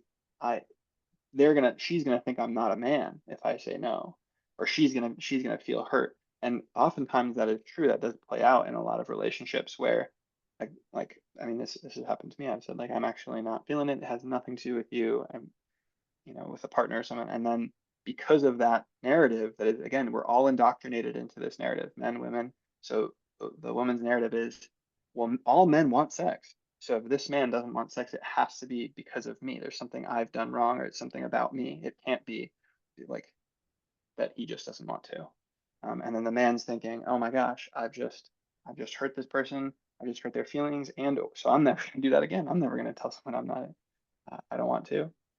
And so it's just this, like, a double edge is two sides of the same coin, not a double edged sword. It's two sides of the same coin of, as you said, conflating all like physical intimacy with sex and sexual intimacy. And that is a really big problem in our culture, that leads to a lot of problems. And we would experience much more meaningful connection if we would break out of that. So I'm, you know, like, that is something that we practice in men's work as well. It's like, what is it like to experience hugs and affection and consensual, intentional, physical intimacy with other human beings, with other bodies that have nothing to do with sexuality. Yeah, and it's necessary. It's so necessary. And something that just pops up in my brain of, ugh, one of my brother's friends said to us one time, because I always hug my brothers goodbye all the time because they still do. Like, we're not allowed to leave without hugging each other goodbye. And I remember one time, my brothers have and I have a really, really close friend that is more like my third brother, essentially. And I'm not going to mention his name, but he knows who he is. And he suffers from some pretty severe mental health issues. And he usually is around our family like all the time.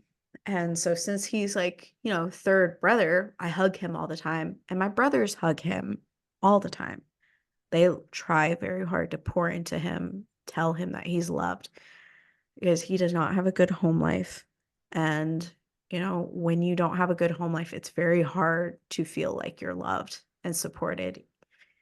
And I remember one time we were in this group of like other guys, and my brother hugged, other brother from another mother, like really tightly, like embraced him.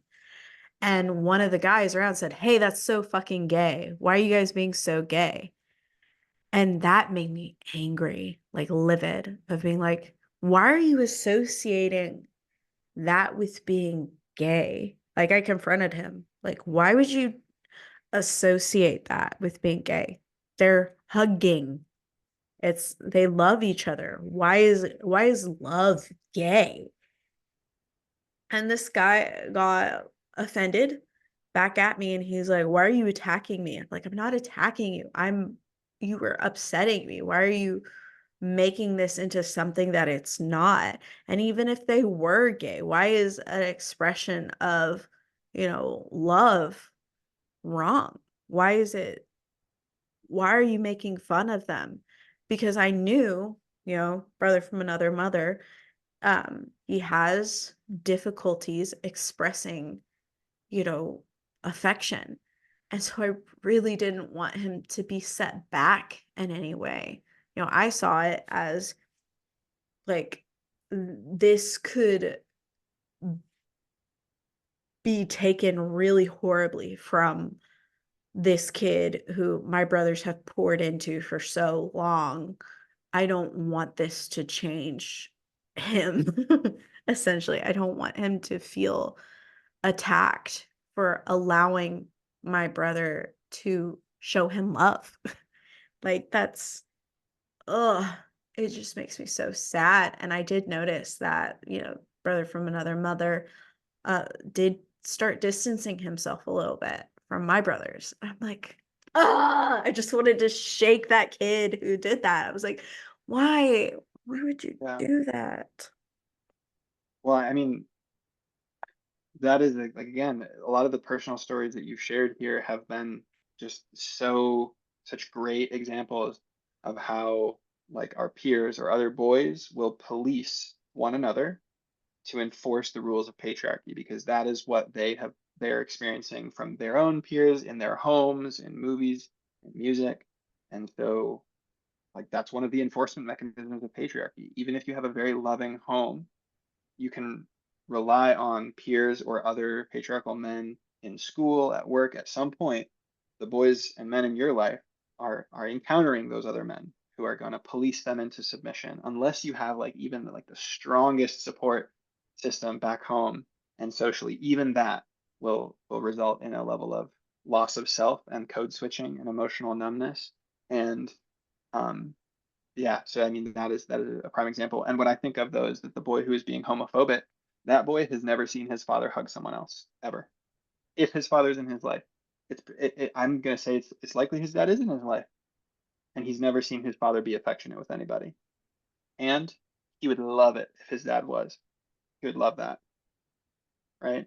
So that's kind of my narrative shift is I'm not like I don't question like why or like oh this is like what the hell these bigoted people or men are being this horrible way. I'm just like oh whoa, there's such a prevalence of unmet needs and such a prevalence of father wounds, such a prevalence of disconnection from self, such a prevalence of low self-esteem and low self-worth that so many young men and boys are carrying. And the primary emotion that we operate under is shame.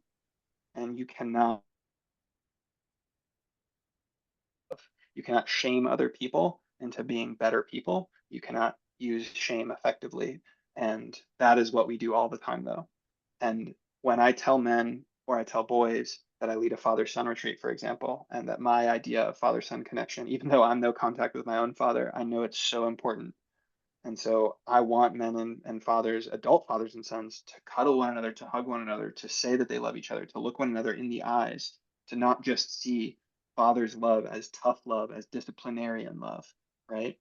They will get really defensive and riled up and kind of try to convince me that they don't need that. So I'll ask a man like, I'll be like, oh, you have a good relationship with your dad? That's awesome. When's the last time you hugged him for 30 seconds? And instead of just saying like, I've never done that with him, they'll be like, my dad's the best dad ever. He works so hard for my family. He's like amazing. He's the smartest person I've ever met. And I don't need to hug him for 30 seconds to know that he's the greatest dad ever. So like, what do you think about that? And and I'm like, oh man, like So it sounds like you never have, huh?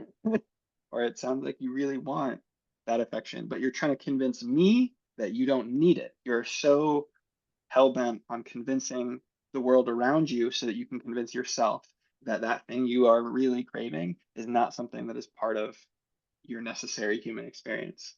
And it is. It really is. So it's yeah, the homophobic boys are really hurting inside. Yeah, it really is. And I just wanted to show you this picture. This is the last picture of my dad alive with my brother, and my brother is hugging him and looking into his eyes, and it makes me cry all the time because that's what my dad would do for my brother, is look at him and just hold him. And it's just like, here's another picture that doesn't show, my brother's face. That was my dad's last day on this earth. And, you know, my brother is just modeling what my dad did for us from a very young age of we always embraced. Like our dad loved us. We had a very good dad that embraced. And then here are my uncles and my grandfather with my dad, of all surrounding one another, embracing each other. They loved each other so very much. So, I was very lucky to have that modeled for my dad. And then is my dad and his best friends and his cousin, before my dad died, they would all like hug him, be around him. And what makes me really, you know, hopeful for my brothers and hopeful for their future is that they had a daddy that loved them, that would kiss them, that would hold them. And this was the last picture that I was talking about earlier of my little brother laying on my dad before That's the so good. accident happened, before he got hit by a car.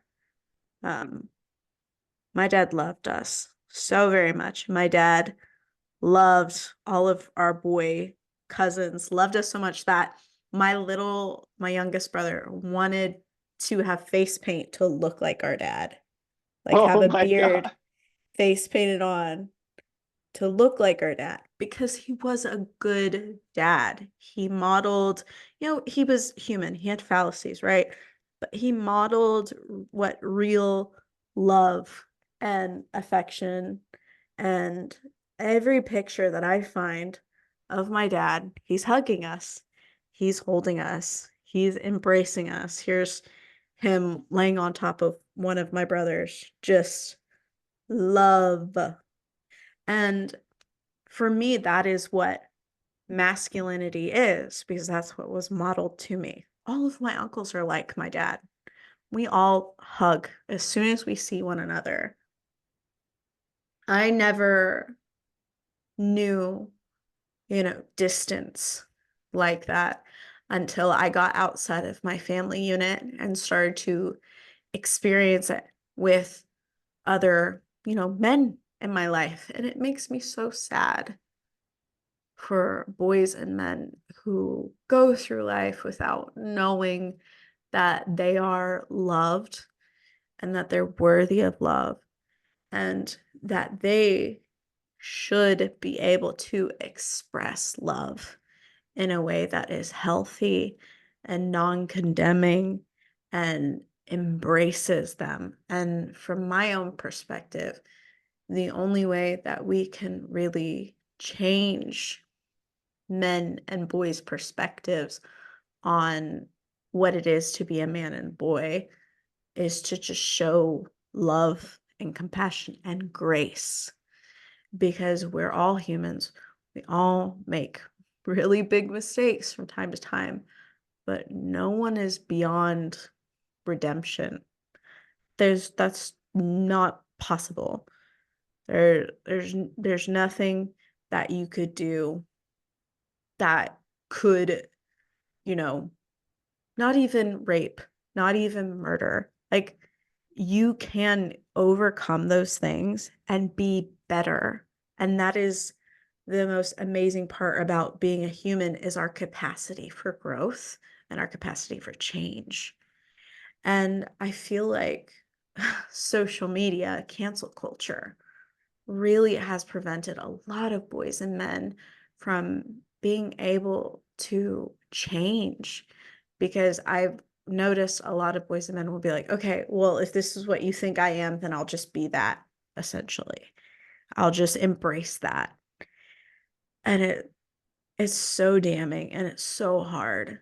And I just want to reach out to anybody who's listening, that you are worthy of love and acceptance, and you have the capacity to grow, to adapt, to overcome. And if you need help, please reach out for help. And if someone that you reach out to is not capable of helping, keep reaching out. One of the most amazing wisdom that my dad left for me and my brothers is, if you need help, ask for it. If someone says no, you are not in a worse position than you were in before. You're just in the same position. Keep going. Keep asking for help. That is something that will stick with me for the rest of my life. Of, if someone says no, then they're not the one who's meant to help you. You keep finding the one that was meant to help you. And I want to encourage you, Johnny, because I see you, I see the work that you're doing, and I am immensely proud of you. Immensely proud of you. And it gives me so much encouragement for the lives that you are changing for the better. And my dad would call you a sheepdog, because he had this philosophy of, there are three different, core groups of people. There are sheep, there are wolves, and there are sheepdogs. And you tell me all the time to be a sheepdog. And I want to encourage you that you are a sheepdog. You care for the flock. You have agency. You have the ability to show kindness and empathy and love and compassion, while also being protective, but not in a way that hurts or harms someone else, but protective in a way that embraces, that challenges, and that shapes people in a way that is constructive. Like, you were talking about how, you know, essentially a lot of fathers, including your father, would raise their children by breaking them down. And I just want to applaud you for going the exact opposite direction. Good job. Sincerely, good job. Grace. Yeah. Thank you. How are you feeling right now? How are you doing? Feeling feeling seen. I'm feeling very emotional. I have little tears in both of my eyes. I've got a little bit of a lump in my throat, in my upper chest area. It's telling me that I want to cry. Um, and I'm feeling pride. I'm feeling sadness and grief. Feeling a lot of things. It is an honor to receive those pictures of your father and for you to share that. He sounds like an incredible man. I'd love to know his name. His name is Douglas Mark Taylor. Douglas Mark Taylor would be incredibly proud of his sheepdog daughter and of what you're doing with your platform. And just seeing those photos and the way that you speak about him, again, I can't stress enough how much of an honor it is. And it's a visible, like, you are a testament to his love and grace and gentleness and what he poured into his children. So you're continuing in that legacy in a really beautiful way. And I love what you said about how nobody is perfect. Being a good person, being a good man in this context of men's work is not about being perfect or ideal. There is no pedestal to be put on. You are going to make mistakes. A part of being a human is doing harm. You cannot move through the world without doing harm to others. Sometimes it's going to be because you set boundaries. Sometimes it's going to be intentional in moments of weakness and cruelty, right? Because we are human and can succumb to that. And sometimes it's going to be unintentional.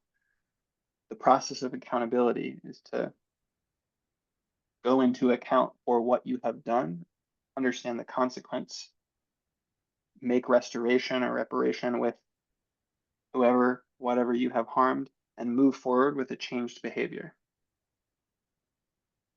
Mm. Yeah. And our current system does not encourage accountability. Our carceral justice system, the prison system, the judicial system does not encourage accountability. I know that this has been a long conversation, and I'm sure you want me to wind down, but one of the most incredible episodes of the Man Enough podcast is the one with Richie Reseda and Manny Thomas III, who are the founders of the Success Stories program, which is a program for people who have been in the carceral justice system, people who have been incarcerated. And it's essentially a feminist praxis and anti-patriarchal education and leadership initiative, and kind of schooling program for those who are affected by incarceration or currently incarcerated to understand the systems that created their, the behavior that led to whatever transgression landed them in the carceral justice system, and not to avoid accountability for it, but to learn from it and move forward and have a success story. And their episode title on the Man Up podcast was called Breaking the Cycle, which is really serendipitous. And I love what you said there, that there is nothing that can make you an unworthy human being. This is a very controversial opinion, something that I spoke about kind of recently on social media as well. I understand there are people who have been harmed, and there are certain actions that people find so reprehensible, there's just no atonement. But in order for me to be a sheepdog, and in order for me to want to have the impact that I want to have on this world, and also my personal experience in seeing how many people can grow and change, I need to believe that restorative justice is the path forward. Like, it is not possible for me that large groups of people can just be erased and are unworthy, and um, I wouldn't I don't want to live in that world. So um, what you said is so poignant, so beautiful, and I do really appreciate that support and that affirmation. Yeah. I mean, dude, I don't know if you know who Dr. Kirk Konda is. He's is psychology in Seattle. I watch his videos all the time, and he always ends his videos with remember to take care of yourself because you deserve it. You really, really do. And I love it so much. And at the end of all of my podcast episodes, I give like the affirmation of, remember that you are capable of a fulfilling life in spite of your circumstances and your trauma. May you rise again from the ashes and be filled with peace, love, joy, and understanding. And that's what really helps me because when I was in college, there was an amazing teacher. Her name is Rachel Historn. I love her so very much. Shout out, Rachel. But she taught a lot about embodiment work because her class was on movement and acting and how can we embody, a character while also being true to ourselves and respecting our own autonomy. And she would give an affirmation, at the end of every class of like, I hope you have a peaceful and productive day and you make good choices. And I love her so much. She's amazing. She really cared about all of her students, and it really inspires me to show that level of compassion and understanding because that is my name. My name means undeserved love, kindness, mercy. And I have been told my entire life to represent my name, embody my name. And I do my best. Sometimes it's really hard. I will admit that. Sometimes it's really, really hard, especially when, I feel disrespected, which I think is somehow very easy for people to do because, you know, they see me and I am very kind, but also, I don't know, they think they can get away with it. And when they don't get away with it, and when I hold them accountable, I have noticed a lot of people leave my life. And I've been doing a lot of self-reflection on that. Why is that? Why is it that, a lot of people are leaving my life? And I just have, decided, whether it's true or not, is that I have done the best I can. I have made my impact where it is, and they don't have any more lessons to learn from me. I don't have any more lessons to learn from them. And so it's best to cut them loose. It's best to let it go. And that's very hard for someone like me who has lost a lot, like a lot. Within 1 year, I lost my grandfather, both grandfathers, and my dad. And so all the men in my life, it was a mass exodus. And it's very hard for me to trust men in general because of that. And also because of, the abuse that I had suffered, not at the hands of my father or my grandfathers, but other men. And, you know, whenever I think of masculinity, I think of guidance. And when all of the men in my life, left, which they didn't go willing, they had to, uh, it was very hard for me to comprehend loss. And how do I go through that grief alone without that guidance?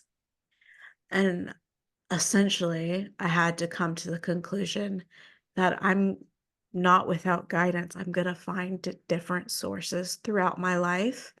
And I'm also going to be a source for others throughout their lives. And just because, the main sources of wisdom that I had growing up are gone, doesn't mean I won't still find other sources. And that's something that's very hard for me to, express and continue to say to myself because, dude, that's hard. It's very hard to open up, especially for me, towards men when, I have a lot of betrayal. And you talked about earlier, like father abandonment issues. Death is a form of abandonment.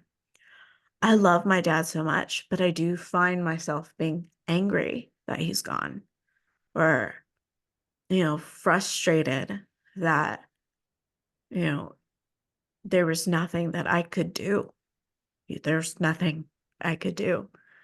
Within an instant, 3 days before my 20th birthday, he was hit by a car and he lost his capacity to be a father. I lost my father on that day.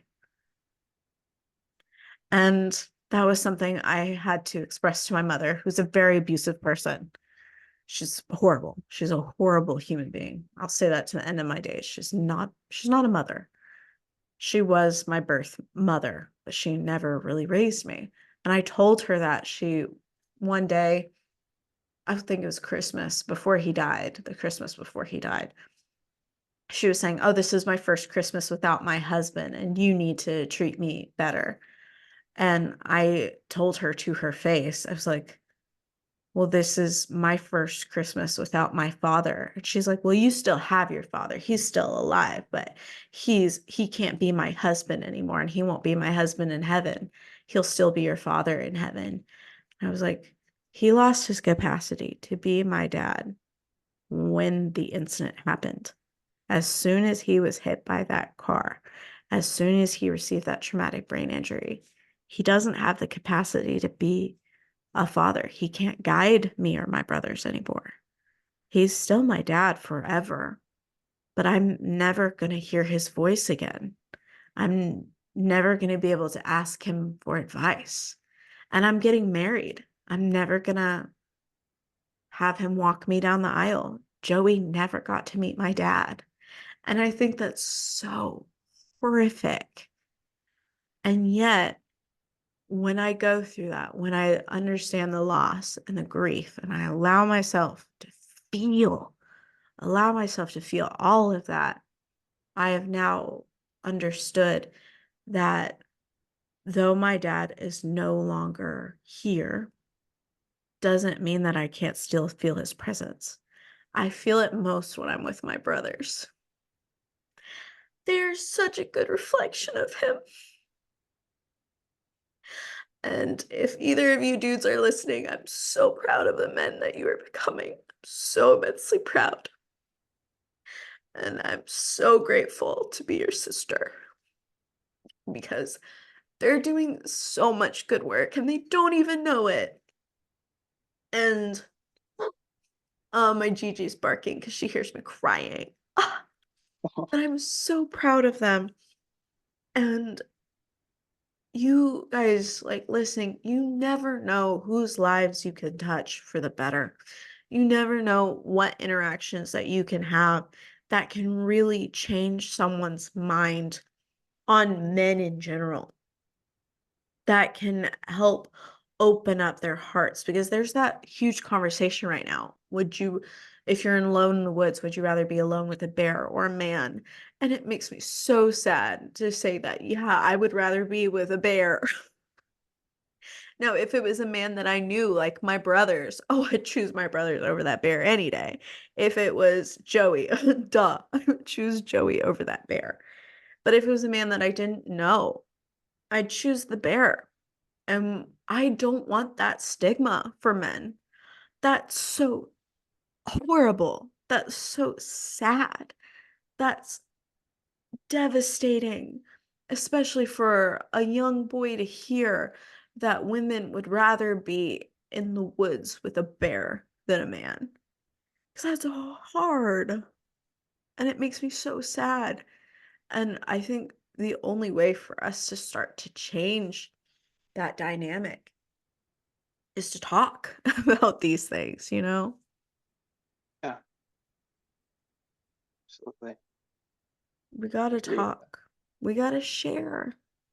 We gotta be here for each other and be able to accept input from one another. And that's why I really appreciate this podcast. I really appreciate your platform. I really appreciate this platform.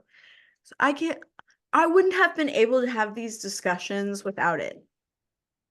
Yeah. Well, you have created this amazing platform, and I can see that it is both a result of and a contributing factor to your growth and healing, right? Hand in hand. So I'm really proud of you and grateful for you creating this platform and for everything that you shared and the openness and vulnerability. Um, as someone who self-describes as having a difficulty opening up to men, I think you've done a really phenomenal job on this episode in particular at being open and talking about yourself. And so I'm just holding that with honor, and I really appreciate your vulnerability, Grace, and you're doing so great. Thank you. I appreciate it. Do you have any resources or recommendations that you'd like to share with us? I would love to share my platform, my Instagram, Hey Brother Co.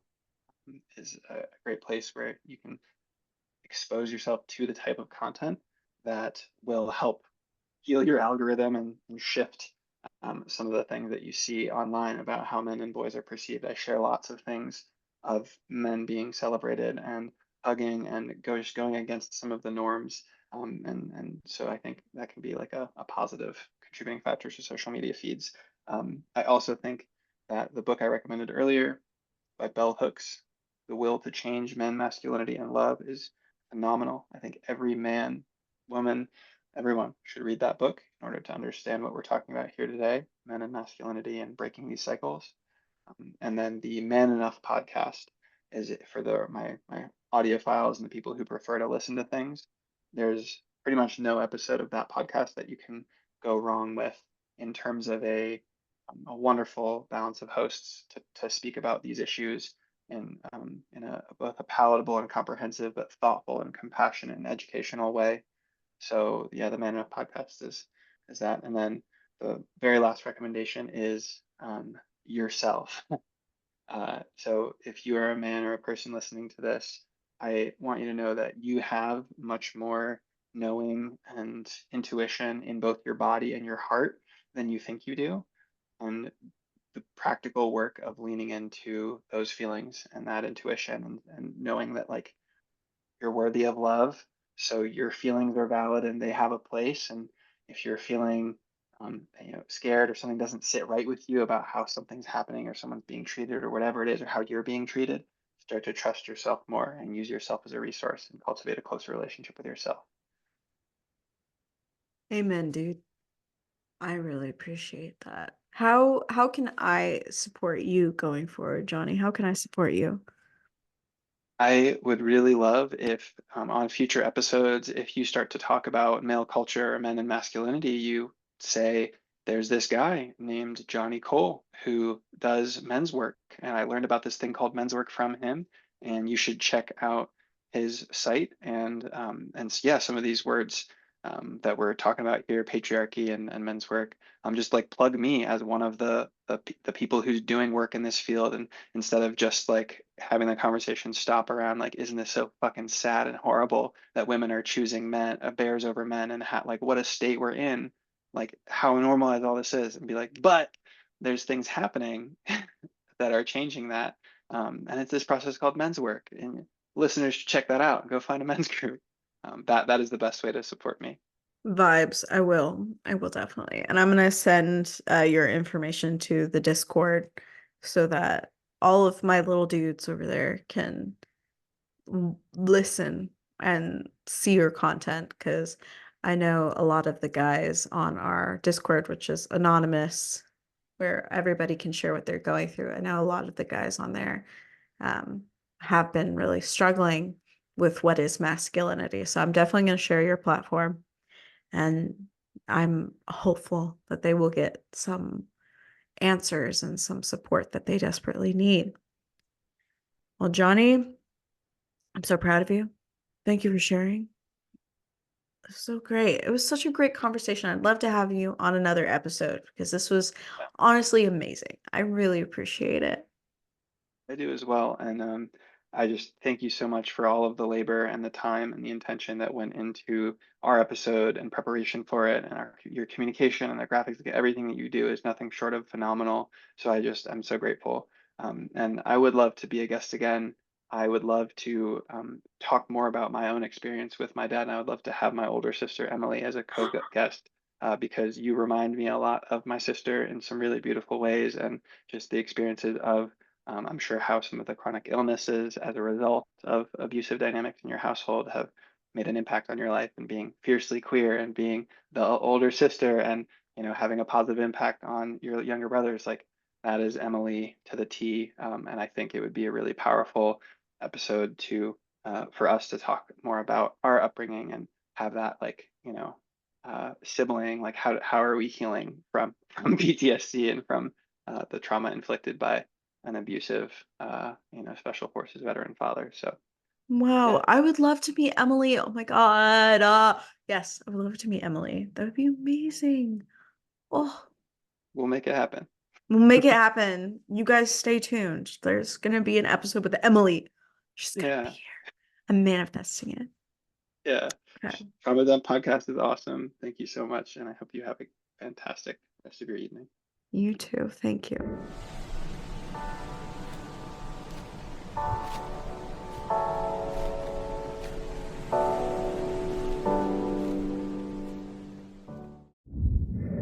If you're watching us over on YouTube, here are our memes of the week, carefully curated by the amazing people over on our Discord server.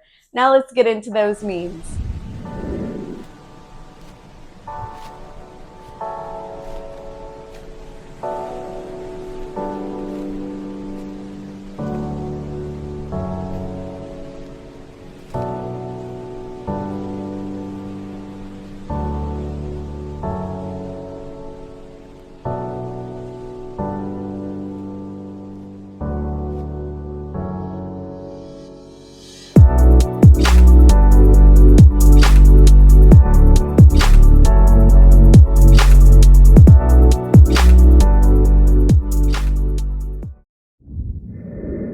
At the end of every episode, we spin our wheel of emotions to learn a new feeling and how it correlates to trauma. So let's spin this wheel. Ooh. Okay. Distant.